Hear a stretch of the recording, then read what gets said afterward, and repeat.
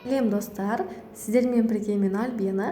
Бүгін мен сіздермен көкөністерден және тартылған еттен дайындалатын өте дәмді әрі өте тойымды кешкі астың рецептісімен бөлісемін. Сіздер видеоның соңына дейін қарап, міндетті түрде қазақша контентті қолдап, каналға жазылып, лайк басып, комментарий қалдыруды ұмытпаңыздар. Осымен бастайық. Әуелі бізге картоп, қызанақ, пияз, баклажан және жартылай ащы болгар бұрышы керек болады. Ең әуелі айтып кетейін, бұл жерде мен картопты, 2 дана картопты артығымен пайдаландым. Себебі бізде балалар болғандықтан олар көкөністі ұнатпайды. Сондықтан да оларға мен тек тартылған етпен картопты ғана ұсынамын. Және де бұл жерде кешкі ас тек 4-5 адамға ғана арналған. Егер отбасыларыңызда адам саны көп болатын болса, қажетті азық-түліктерді көбейтсеңіздер де болады. Енді барлығын осылай видеода көріп тұрғандарыңыздай дөңгелек пішінде етіп турап аламыз. Пиязды мен 2 дана қолдандым.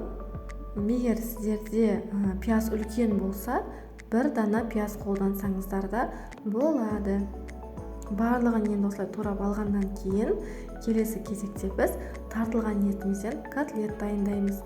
Көріп тұрғандарыңыздай мен тартылған етті алдын ала дайындап алдым.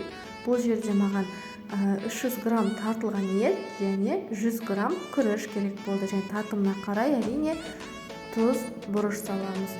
Сонымен қоса мен байқап тұрған боларсыздар, тартылған еттің арасына мен өте ұсақ етіп турап, өте аз мөлшерде асқабақ қостым. Себебі асқабақтың өзі өте бір керемет дәм береді тағамға. Егер оны көкөністердің қасына қосатын болсақ, асқабақ кішкене тәтті болғандықтан тағамның дәмін өзгертуі мүмкін. Сондықтан да мен осылай өте ұсақ етіп турап, тартылған еттің қатарына қосып жібердім. Барлығын енді видеода көріп тұрғандарыңыздай тартылған етті жақсылап нығыздап, осылай біркелкі формаға келтіреміз. Егер қатты осылай нығыздап жинамасақ, ол табаға түскен кезде шашырап, ажырап кетуі мүмкін. Сондықтан да осылай жақсылап нығыздаймыз. Егер қолыңызға тартылған ет жабысатын болса, қолыңызды майлап немесе сулап алсаңыздар болады. Енді осымен біз барлығын дайындап алдық. Келесі кезекте біз осылай формаға салып жинаймыз. Формамызды әуелі осылай майлап алғанымыз жөн. Себебі майламасақ табамыздың астына жабысып қалады. Осылай мен көріп тұрғандарыңыздай пиязды ең астына салдым. Егер қаласаңыздар көкөністің қатарында қосып жинауларыңызға болады.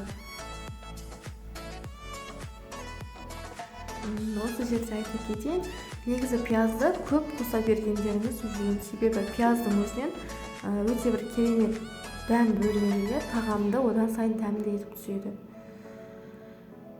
Енді бәрін осылай рет-ретімен баклажанды, болгар бұрышын, картоп және де котлетімізді салып барлығын жинаймыз.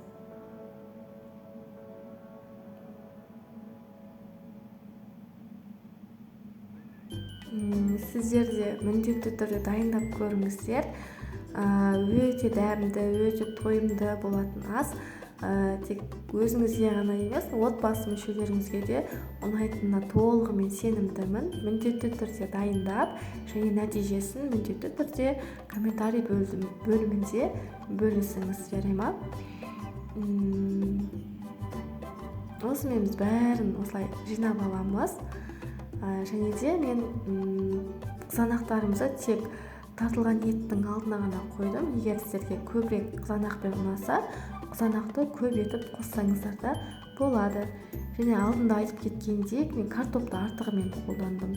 Егер сіздің де балаларыңыз көкөністі ұнатпаса, осылай картопты көп етіп қосып, картоппен тартылған етті ғана ұсынсаңыздар болады.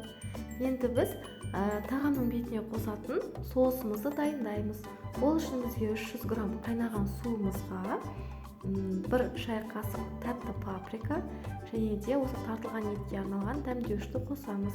Егер сіздерде осы тартылған етке арналған дәмдеуіш болмаса, үйіңіздегі кез келген дәмдеуішті, әмбебап дәмдеуішті қолдансаңыздар болады. Және татымына қарай тұз, мен 1 шай қасық тұз қостым және де 2 шай қасық томат қостым.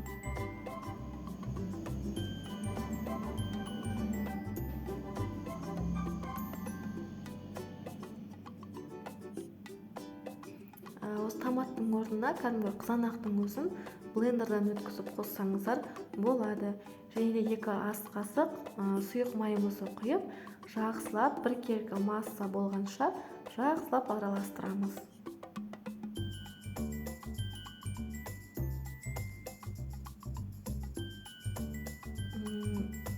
Енді тағамның бетіне соусымызды құйып, бетін міндетті түрде фольгамен ораңыздар. Мен фольга жапқан жерім видеоға түспей қалыпты.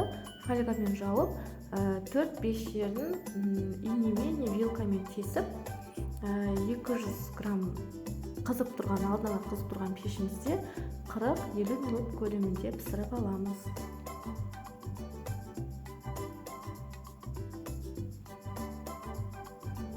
Осымен біздің өте дәмді, өте тойымды кешкі асымыз дайын. Гарнирге гарнирге күрішпен ұсынсаңыздар өте керемет болады. Сіздер де жасап көріңіздер. Видеоның соңына дейін көргендеріңізге өте үлкен рахмет. Каналға жазылып, қоңыраушаны басуды ұмытпаңыздар. Менің келесі видеом сізге бірінші болып көрінетін болады. Астарыңыз дәмді болсын.